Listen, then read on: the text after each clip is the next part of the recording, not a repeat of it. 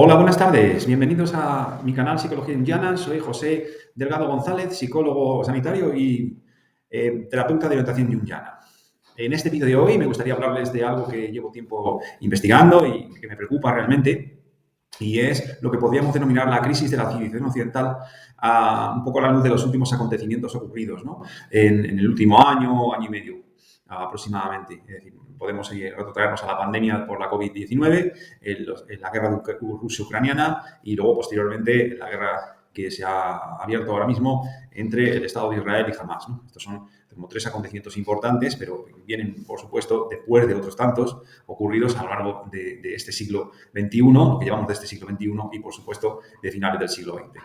Bien, pues realmente desde hace años pues vengo advirtiendo de la grave crisis de la civilización occidental en la que estamos sumidos quienes participamos de la cultura de Occidente. Escribimos sobre ello por primera vez en el 2001, en un libro que publicamos en el 2004, bajo el título del Retorno al paraíso perdido, la renovación de una cultura, en la editorial Sotabur. Posteriormente, retomamos dicho hilo en las novelas Al final del túnel, una historia sobre el despertar del alma, cuyo vídeo hice hace poco para que sepan ustedes cuál es su contenido y cuál es su trama, y en La hermandad de los iniciados, que también fue publicado por Amazon. Unos años más tarde proseguimos profundizando en este estado crítico de nuestra cultura en dos nuevos libros, Cine y espiritualidad, el mito del héroe en Avatar y en otras películas de ciencia ficción, cuya edición ha tenido lugar el pasado mes de abril de 2020, bajo otro título que es, que poco después, más adelante se lo voy a decir, y en Descubriendo tu auténtica vocación, otro libro que también fue publicado en Amazon y este último bajo la rúbrica de la editorial El Hacedor de Lluvia. Sabemos que no somos los únicos, por supuesto, y que desde la publicación del libro de Oswald Spengler sobre la decadencia de Occidente, los libros que hablan de la grave crisis en la que está sumido Occidente se han ido multiplicando. El psiquiatra suizo Carl Gustav Jung consideramos que fue uno de los pioneros en advertir y, lo más importante, en dar una respuesta vital a dicha situación crítica, mediante la atención y diligencias religiosas al nacimiento del nuevo Dios en la profundidad de su alma. Toda su obra científica puede entenderse, de hecho, como el esfuerzo que su personalidad consciente realizó para exponer en el lenguaje de nuestra época, el proceso que condujo a la encarnación de la imagen de Dios en su propia profundidad. Por supuesto, hubo otros autores antes que él, como Nietzsche, que también preconizaban la muerte de Dios, ¿no? En realidad, el símbolo que convoca en el cristianismo, digamos, a toda nuestra cultura.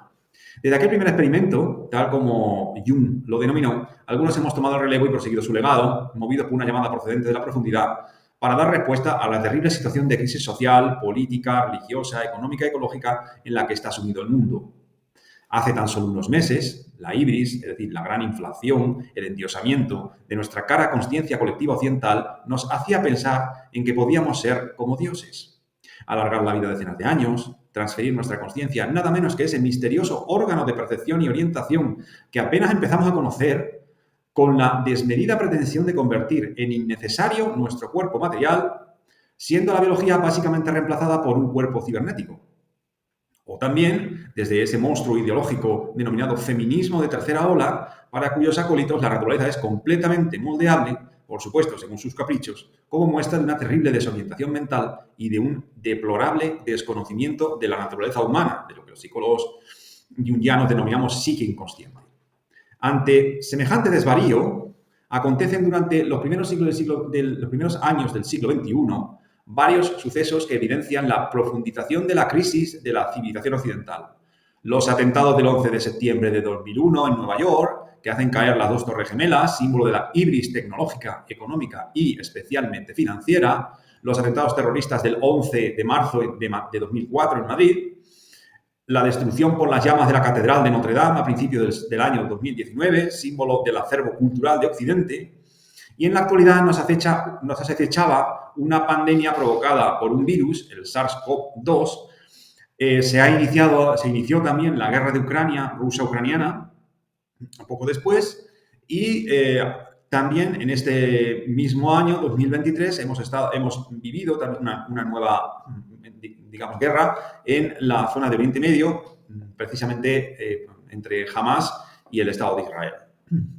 Estos últimos sucesos confrontan a nuestra conciencia colectiva, a la sociedad, a nuestra cultura, a nuestra conciencia social, con una dura realidad. La naturaleza no tiene que ganar la batalla a nuestras pretensiones ideológicas y a nuestro deseo de suplantarla, pero no puede perderla. Y cuando hablo de naturaleza no me refiero únicamente a la naturaleza objetiva, sino que me refiero también a la naturaleza subjetiva, que es a la que nosotros denominamos inconsciente colectivo. Probablemente hoy, más que en ningún otro momento de nuestra historia reciente, los hombres nos vemos ante la necesidad de afrontar nuestras grandes limitaciones, nuestra vulnerabilidad y nuestra estupidez al minusvalorar aquella naturaleza, es decir, la psique inconsciente, lo inconsciente colectivo, que creíamos bajo nuestro control. Desgraciadamente, la capacidad de asimilar la vivencia actual para convertirla en una experiencia transformadora solo lo logrará el individuo, por no hablar de la terrible inconsciencia de los hombres ante la manifestación material del símbolo, es decir, frente a la actuación de las potencias espirituales que gobiernan precisamente todo el universo, realidad esta que concita todo cuanto sucede en el mundo y, por tanto, cuanto sucede en el alma. Una de las más fecundas enseñanzas que he podido aprender en el trato indirecto a través de pacientes que han convivido con personalidades psicopáticas y narcisistas, y directo con psicópatas subclínicos y personalidades con trastornos del grupo B, es decir, narcisistas, trastorno límite de la personalidad, histriónicas y personalidades antisociales, según la clasificación del DSM-5, es la importancia que tiene el contacto directo con la Vox Dei, con la voz interior, es decir, con la sabiduría de la naturaleza interior, a la cual nosotros denominamos psique inconsciente. La fidelidad a esa psique inconsciente, a la que los psicólogos de orientación junguiana denominamos psique profunda, profundidad, inconsciente colectivo, es también lo que algunos de mis pacientes terminan aprendiendo después de todo un proceso psicoterapéutico de reconstrucción, iniciando a partir de entonces un camino que les conduce a devenir aquello que auténticamente son desde que nacieron. A esto lo denominamos nosotros, en psicología junguiana, individuación. Los pacientes que inician dicho camino agudizan los sentidos interiores, lo que les permiten escuchar, ver, percibir por adelantado, y no solo los acontecimientos de su propio interior, a través de insight y a través de la atención a los sueños, sino también la relación entre su vida psíquica, lo que ocurre en su profundidad, lo que ocurre en su interioridad y lo que acontece en la realidad objetiva en el mundo. Una de las habilidades que desarrollan consiste en que pueden detectar en la realidad objetiva aquellos comportamientos y aquellas señales que proceden de personalidades psicopáticas y o narcisistas, neutralizando su acción cuando es preciso y alejándose de su radio de acción apenas los detectan si fuera necesario. Quizá la enseñanza más importante procede de la toma de conciencia de su estado de fragmentación, de su necesidad de apoyarse en puntos de vista colectivos, de en qué medida ellos explotan y absorben de un modo infantil y rapaz a su entorno en lugar de enriquecerlo con su presencia y con su actitud. Los psicópatas y los narcisistas malignos se sirven de las personalidades zombie como monos voladores, es decir, personas que envían o a las cuales de las cuales se sirven para que realicen o ejecuten aquellas actuaciones malévolas que en realidad son propias de los psicópatas y de los narcisistas. Y estas son la expresión palmaria de un mundo en decadencia, de una sociedad que ha perdido su alma, como se refleja en las series y películas de zombies, representantes del insaciable deseo de consumir. Una cultura en donde el símbolo unificador ha dejado de ser efectivo para todo un colectivo, es decir, la imagen cristiana de Dios ha fallecido. ¿Qué significa esto? Que el arquetipo del self, el arquetipo profundo de la esencia luminosa, la experiencia de lo divino en el cristianismo ha perdido prácticamente toda la potencia que tuvo en el pasado y la influencia que ha tenido, de hecho, en nuestra cultura. Cada vez más los valores cristianos están siendo perseguidos, están siendo minusvalorados e incluso están siendo, dañados en gran medida precisamente porque estamos viendo una cultura que se puede denominar anticristiana. Bien, dichas personalidades plutocráticas, a las que me refería antes, los narcisistas malignos y los psicópatas, necesitan alimentarse, esto es importante, parasitándolas, de hecho, de aquellas personas que aún mantienen la frescura y la vitalidad que les confiere el contacto consciente o inconsciente con el mundo anímico. Y es que esa hambre de trascendencia que existe en todo ser humano, esa pérdida irreparable del contacto con la profundidad, con lo divino, con lo luminoso, esto es de la expresión tangible a los sentidos del alma, de lo absolutamente trascendente, no podrán nunca satisfacerse con ningún objeto de consumo ni con ningún bien material. De igual modo, algunos pacientes de mi consulta, adquieren con el tiempo la capacidad de comprensión de la relación existente entre la realidad subjetiva y la realidad objetiva. En esos arreglos que los jungianos denominamos sincronicidades. Estos aprendizajes provenientes de la experiencia son especialmente importantes para comprender lo valioso que resulta la transformación de una oveja en un hombre, de una personalidad colectiva, masificada, como busca en realidad todo socialismo, en un individuo completo, máxime atendiendo al peligroso avance de las ideologías de todo tipo y de los grupos espiritualistas regentados por psicópatas adaptados o cotidianos. Hoy, más que nunca, el alma constituye un objeto de interés cuya potencia de atracción es tanto más alta cuanto mayores son los conflictos sociales y religiosos en el mundo. Por esa la importancia que tiene cada vez más la psicología y la psiquiatría en la sociedad.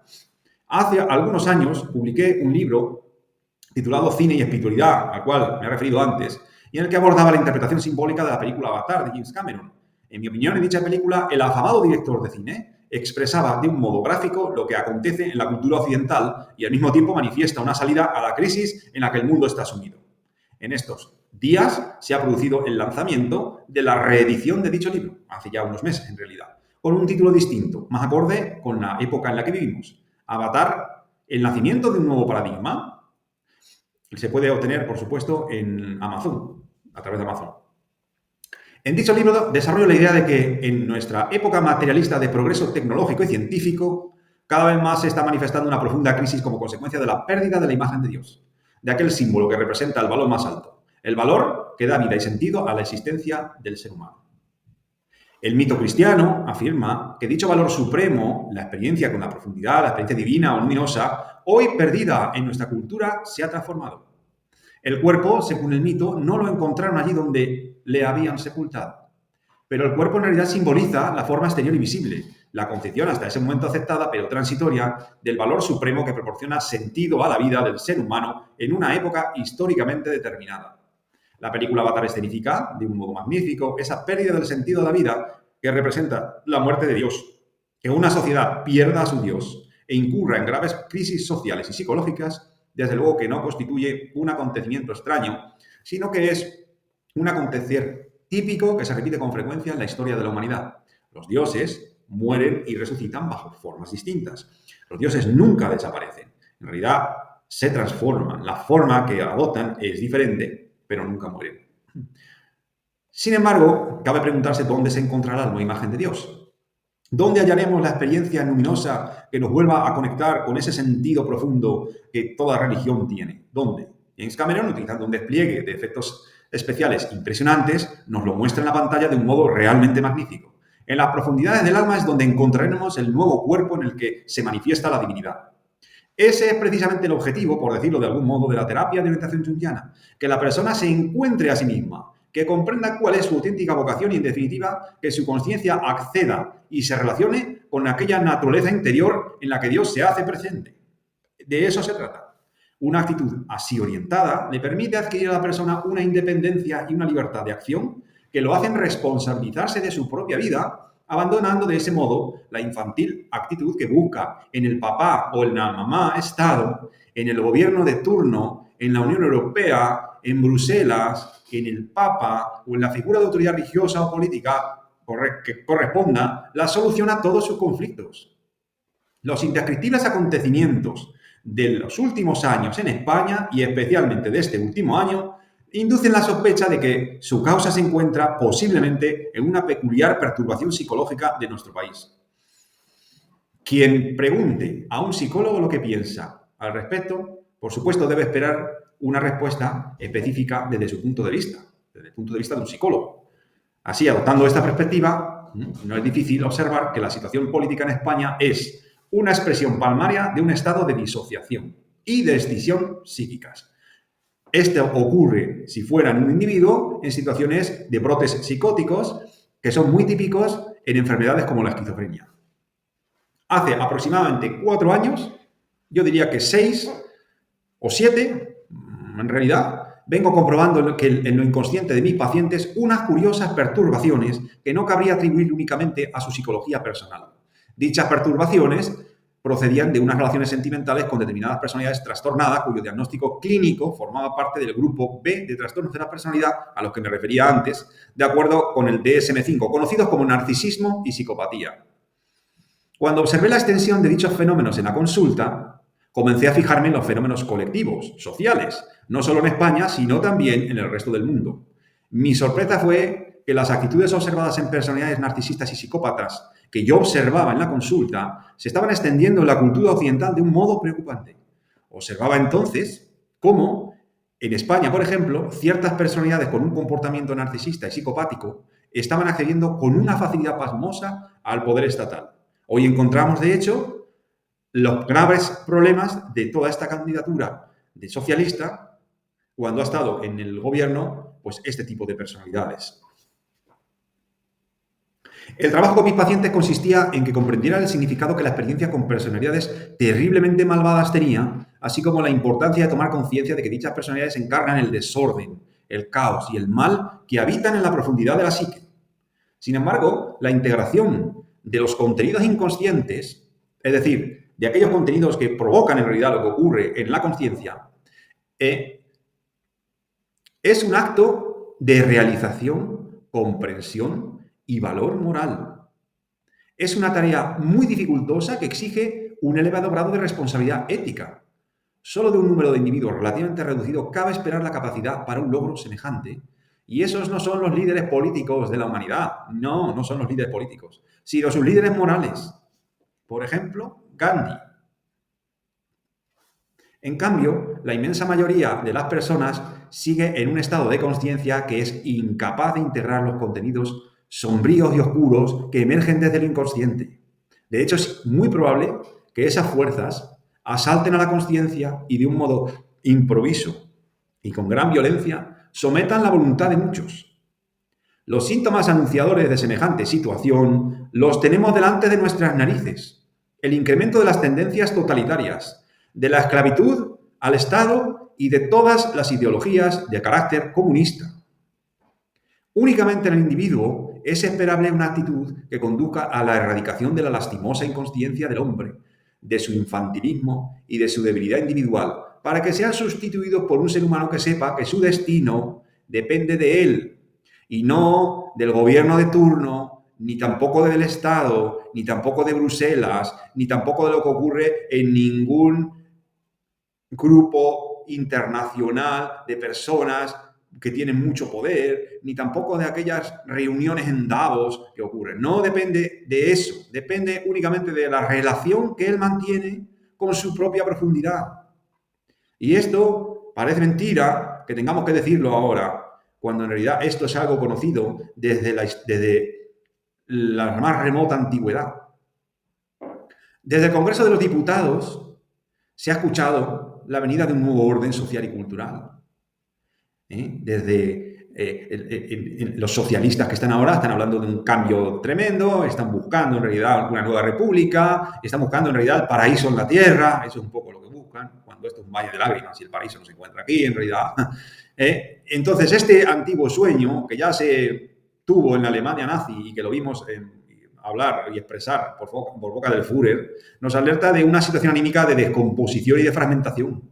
Aún así, nos equivocaríamos si pensáramos que aquellos que se expresan de esa manera no tienen la intención de crear ese nuevo orden, o cuanto menos de propiciarlo o favorecerlo, es decir, de un cambio, una transformación que provoque una especie de retorno a un paraíso, ¿no? Un paraíso, pero por supuesto terrenal. De hecho, con toda probabilidad, la profundidad de su alma le motivan fuerzas del orden que se están apoderando de miles de ciudadanos españoles. De ahí vemos los grandes levantamientos, las grandes protestas que se están produciendo últimamente. Nuestros dirigentes no son en realidad otra cosa que síntomas de la emergencia de un arquetipo un arquetipo que nosotros llamamos arquetipo del orden, que es un arquetipo que se constela, es decir, que se actualiza o que se activa en la profundidad de la psique cuando un pueblo se encuentra en una situación psíquica de desorientación y de desorden como resultado de una pérdida de conexión con la profundidad de las raíces de la naturaleza propia, es decir, de una enajenación mental colectiva, como la que estamos viviendo. Sin embargo, esta situación de desorden solo puede ser compensada con éxito mediante un radical cambio de mentalidad. que permita la integración paulatina de las fuerzas del orden y, en última instancia, la encarnación de la nueva imagen de Dios, es decir, de la nueva experiencia luminosa, de la experiencia con lo sagrado, de este nuevo eón o de orden en la vida. A esa situación, en la antigüedad, hay una palabra griega que se refiere a esto y se denomina metanoia, que es un cambio radical de mentalidad. Y como venimos repitiendo, esto únicamente se produce en el individuo, porque es el individuo el que tiene la posibilidad de tener esa relación con la profundidad. Las masas, los grupos masificados, son siempre inconscientes e indolentes en grado superlativo. Siempre. Y siempre lo han sido y siempre lo serán. El peligro que se nos avecina en España, en lugar de favorecer la vía de la realización del orden en el individuo, el pueblo español proyecte en la personalidad de un político psicópata o narcisista maligno su anhelado orden, su anhelada libertad, su anhelada salvación, cuando en realidad estos líderes políticos psicópatas narcisistas son los que provocan ese estado de desorden, son, digamos, los acicates y son los que, digamos, los promotores de esos terribles situaciones de caos y de desorden y esas grandes divisiones dentro de la población, y por lo tanto en ellos no podemos obtener más que precisamente el gran problema que tenemos, que es el de la disociación en la que hoy vivimos en realidad. Es una expresión de esa disociación. Por lo tanto, si se proyecta en un personaje público, en un político, toda esta orden, esa necesidad de orden, lo que hace es que el individuo se despoja de la responsabilidad individual que tiene en cambiar su propia vida y por lo tanto pierde también su más preciado tesoro, la libertad. La libertad. Porque se la está dando al político de turno o a la persona de autoridad con la que él crea que le va a salvar la vida. Bueno, muchas gracias por su atención. Hasta aquí todo lo que quería transmitirles y nos vemos en un nuevo vídeo.